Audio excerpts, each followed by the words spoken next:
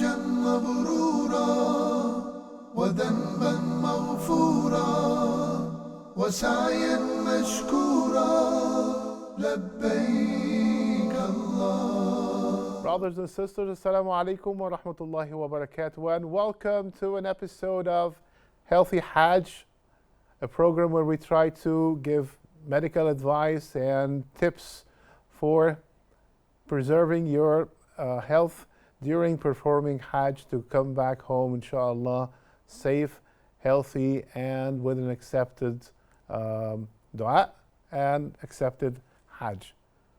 Of course, all pilgrims know by now that they should be vaccinated. This is a very important issue for all of us, and the authorities will not permit you into the airport or into the port.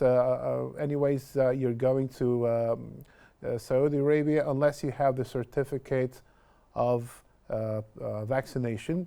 And this is, of course, to avoid spreading infection and to preserve as much as possible the life and the health of our beloved brothers and sisters. Today with us is Dr. Khalid Zaid, consultant of public health and occupational medicine. Dr. Khalid, thank you very much for joining us today. Assalamu alaikum wa rahmatullahi wa barakatuh, Dr. Ahmed, and thank you very much for having me in your show today. Thank you very much. And I congratulate all our brothers and sisters who are going to Hajj this year, and may Allah grant us also the same trip one day. Ameen, inshallah. Dr. Khalid, we're talking today about vaccination and its importance to all pilgrims.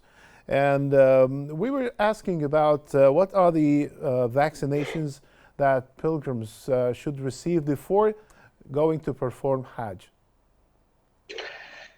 Well, actually, Dr. Ahmed, the vaccination thing is a very important point for all pilgrims who are going to Hajj. Yes.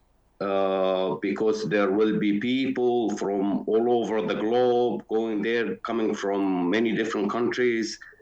And unfortunately, yes, it is a place and an environment for spreading infections. So this is why the government of the Kingdom of Saudi Arabia makes it very important thing to monitor the vaccination issue. But before we get to the vaccination issue itself, we should explain why pre-travel health matters. So before you launch into your trip to Mecca and Medina, you should prepare early. Prevention starts at home. So be aware of all the health situation and entry requirement in Saudi Arabia and consult your doctor 4 to 6 weeks before travel. Carry all your medical records or copy of them and your prescriptions. If you have a chronic illness, have your medication and devices. If you are using, if you are diabetic and using blood glucometer or high blood pressure patient and using a digital sphygmomanometer, you should make sure that you have them with you with extra batteries. If you are using a wheelchair, get your own with you because they are not available there by default. Yes. But you can buy any of them easily at any pharmacy in Saudi Arabia. Also, secure travel insurance for peace of mind. Make sure that you have comprehensive insurance coverage plan while you are in the kingdom. And be up to date with the recommended vaccination and boosters on the Kingdom Ministry of Health website, which I would rather have them shown on the screen now for everybody to see, yes, which is www.moh.gov.sa.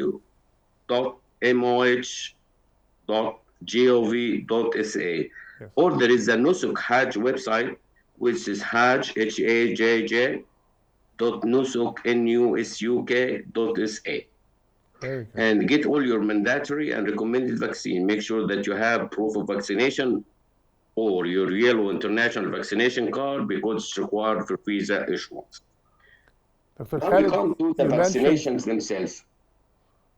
Dr. Khalid, you mentioned mandatory and recommended vaccines.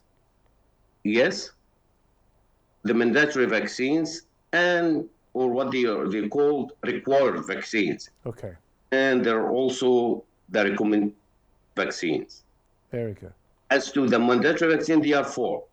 the meningococcal vaccine, the COVID-19 vaccine, the poliomyelitis vaccine, and yellow fever vaccine. Okay. The recommended vaccines are the seasonal influenza, additional polio vaccine dose, and the yellow fever vaccine. So if we are going to talk about them in details, first you need to get your meningococcal quadrivalent or ACYW135 vaccine. Okay. This is for all pilgrims 1 year of age or above. It's valid for 3 years for the polysaccharide type and 5 years for the conjugate type vaccine. You should take it at least 10 days before arrival. Mm-hmm. Second, the COVID-19 or the SARS-CoV-2 vaccine. It's for all pilgrims 12 years of age or above.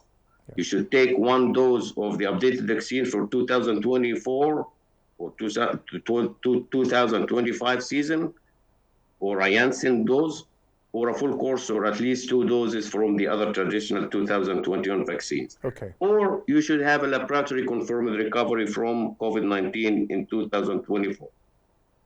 The third is the poliomyelitis vaccine, which is required for all those countries with poliovirus.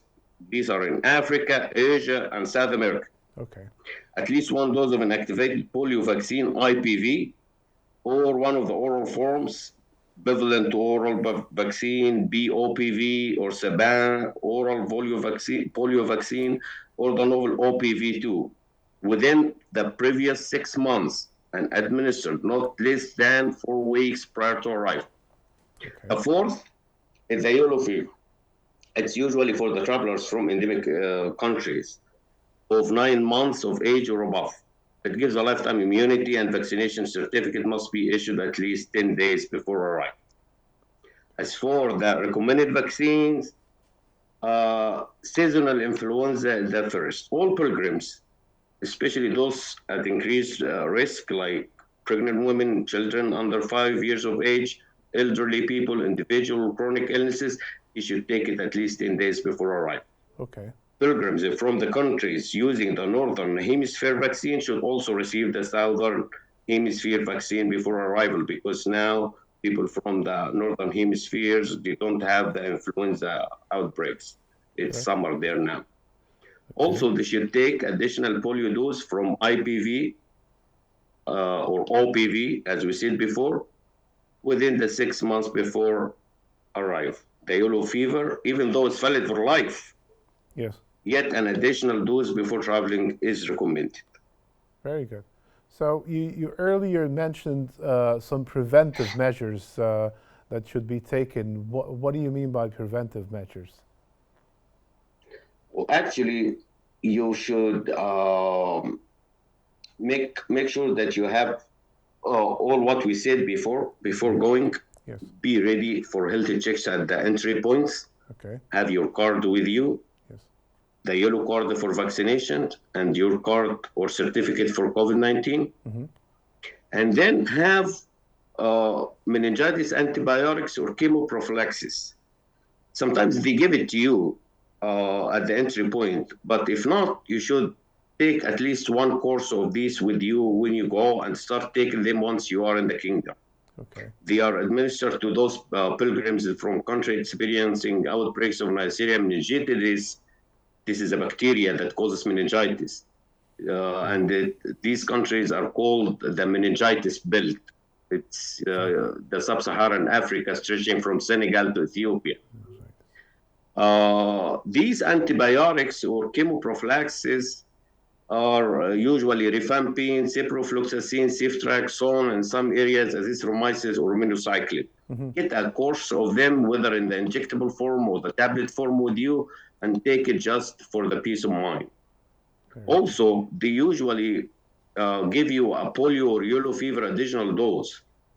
So be ready that you might take it at the entry point. And they might even do extra screening for yellow fever or cholera if there is an outbreak on this year. Okay, Dr. Khalid, this was very informative. I'm sure all my brothers and sisters watching us now should be already knowing the time when they get the vaccine. They should not wait until late time and then it would not be valid, as you already said.